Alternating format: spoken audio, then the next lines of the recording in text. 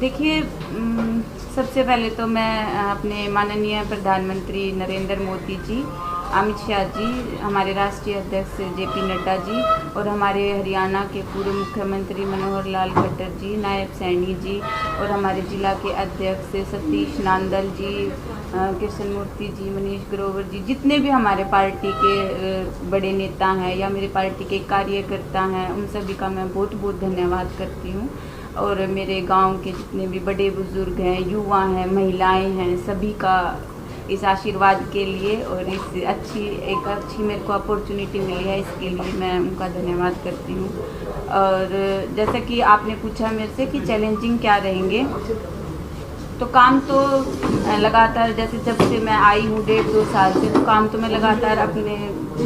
पूरे रोहतक में करवा ही रही हूँ, जितना भी ग्रामीण एरिया मेरे क्षेत्र में आता है। लेकिन एक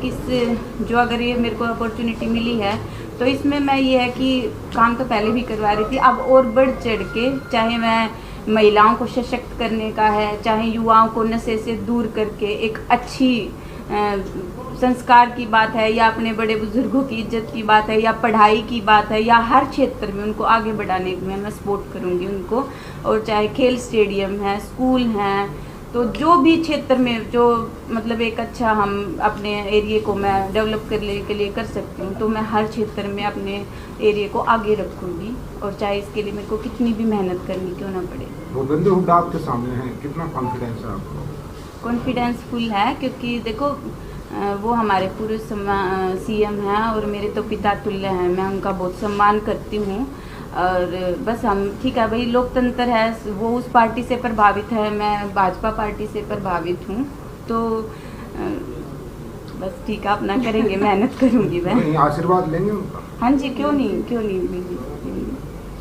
आपको उम्मीद थी टिकट मिलेगी, क्योंकि आप 2 साल पहले ही आपने निर्दलीय चुनाव लड़ा था, फिर आपने बीजेपी चेयरमैन बनकर या बीजेपी में शामिल हुए, तो कितनी आपको उम्मीद थी कि आपको टिकट मिलेगी? देखिए, मेरे लिए तो ये बहुत ही मतलब सरप्राइजिंग ही था कि भाजपा जैसी इतनी बड़ी पार्टी ने मेरे जैसी आम परिवार की महिला को इतना बड़ा पद दिया है, और फिर इसके बाद इतनी बड़ी जिम्मेवारी दी है। तो मेरे लिए तो बहुत सम्मान की बात है कि जिस महिला का ना ही कोई राजनीतिक बैकग्राउंड है, ना ही कोई ऐसा कि भाई सिर्फ मेरी मेहनत और ईमानदारी के बलबूते पे मेरे को इतना अच्छा पद दिया है और मेरे पे इतना विश्वास दिया, तो मेरे लिए तो ये सर्वश्रेष्ठ है और मैं इसमें पूरी मेहनत करूँगी।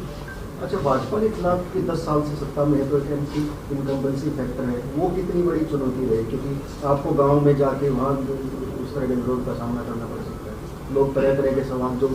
दिक्कतें उनको आ रही हैं। देखिए, मैं जब यहाँ जैसे जिला परिषद का मैंने चुनाव लड़ा, फिर मैं चेयरपर्सन बनी, तो बहुत सारी ऐसी बातें होती रहती थी कि भाई ये मतलब काम नहीं होता है, ऐसे होता है, वैसे होता है। लेकिन जब मैं ग्राउंड पे मैंने उस चीज़ को देखा, तो जैसे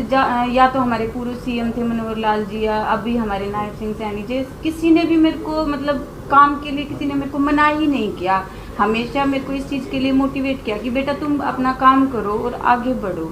तो ग्राउंड पे जब ये कोई दिक्कत आती है, तो वो क्या होता है कि एक जो आपसी राजनीतिक मुद्दे होते हैं कि कहीं ना कहीं जनता किसी को उठा के मतलब बनाती है या उस पर विश्वास करती है, लेकिन वहाँ जब वो बनने के बाद कुछ राजनीतिक ऐसे मुद्दे हो जाते हैं कि वो सिर्फ ये सोचते हैं कि भाई हमारा जब कुछ आएगा तो हम देखेंगे, तो फिर चाहे उसमें कोई छोटे पद का नेता हो या बड़े का हो या कुछ भी है, तो उसमें क्या होता है कि वो जनता फिर पीछे रह जाती है। मैडम, तो ये चीज़ें किया था या किसने आप किसी सिफारिश की टिकट के लिए? नहीं, सिफारिश किसी ने नहीं की इसके लिए, बस मैं कहने लग रही हूँ कि इसके लिए मतलब पार्टी ने मेरे पे ये विश्वास जिताया है, तो मेरे लिए तो यही बात है। हाँ देखो, एक बार मैंने इंटरव्यू में भी ये बात रखी थी, अगर पार्टी मेरे को ये मौका देगी तो मैं ज़रूर इस मौके को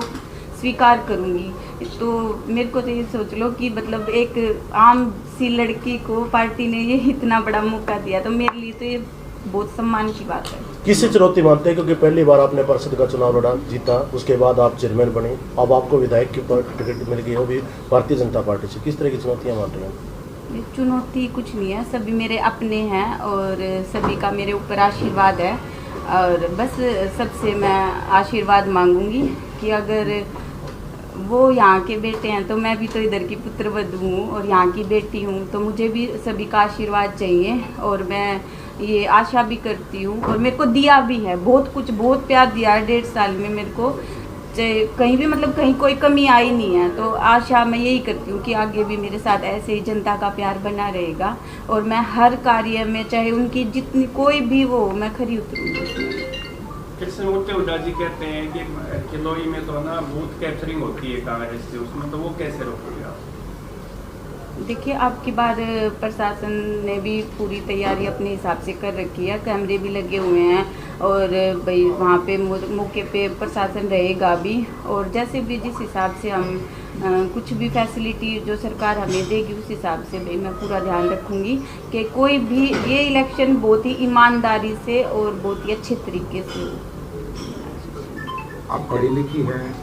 MA हैं, PhD प्रेसिंग कर रही है, क्या स्टडी भी आपकी टिकट मिलने में आपकी काम आई थी, पढ़ाई आपकी काम आई? हाँ, पढ़ाई तो देखो, पढ़ाई मैंने इसलिए छोड़ी भी नहीं और पढ़ाई तो मैं आगे भी कंटिन्यू रखूँगी क्योंकि पढ़ाई हमें सिर्फ एक ये नहीं है कि भाई जॉब का ही है, पढ़ाई हमें संस्कार भी देती है, वो लोगों से मिलना जुलना भी सिखाती है, आगे के अच्छे रिश्ते बनाना भी सिखाती है। तो पढ़ाई का तो मेरे जीवन में बहुत बड़ा एक ये रहा है कि अगर